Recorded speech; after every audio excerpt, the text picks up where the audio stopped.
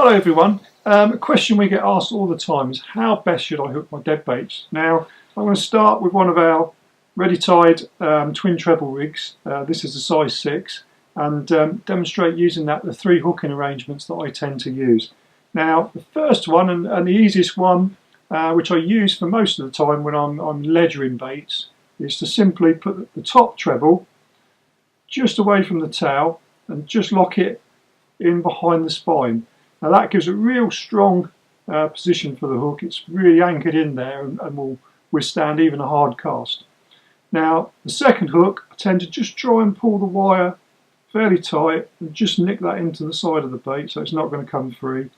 And there you go. And you can see with those hooks about 4 inches apart, that's the perfect position for them hooks in that bait.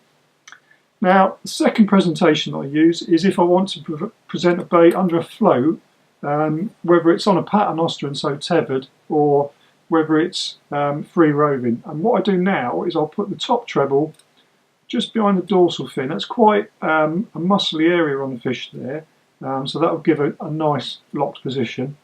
And then the second hook I'll put just in the base of the bait back there. And so what I achieve with this is a bait that will sit just head down slightly. And that's a fairly natural position for most fish to sit in when they're up in the water, say a shoulder roach or something like that. That's how they're going to be, and so it's presenting a dead bait, and I guess a fairly natural kind of presentation really.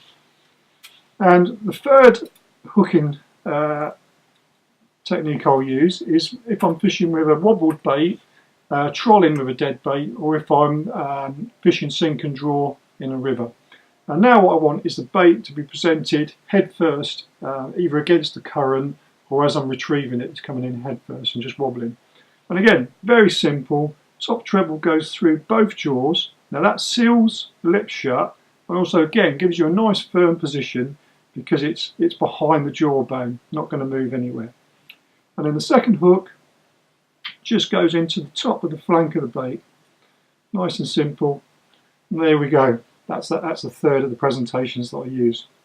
Now, you'll notice I'm using a fairly small bait. To be honest, this is the kind of size bait that I prefer to use. If I've got a bigger bait, I'll often use it as a half rather than a whole bait, because I find baits of around the 6 to 8 inch mark are just much more manageable than big ones, and you'll miss less runs as well from small pike. The other thing to talk about really is the hook size.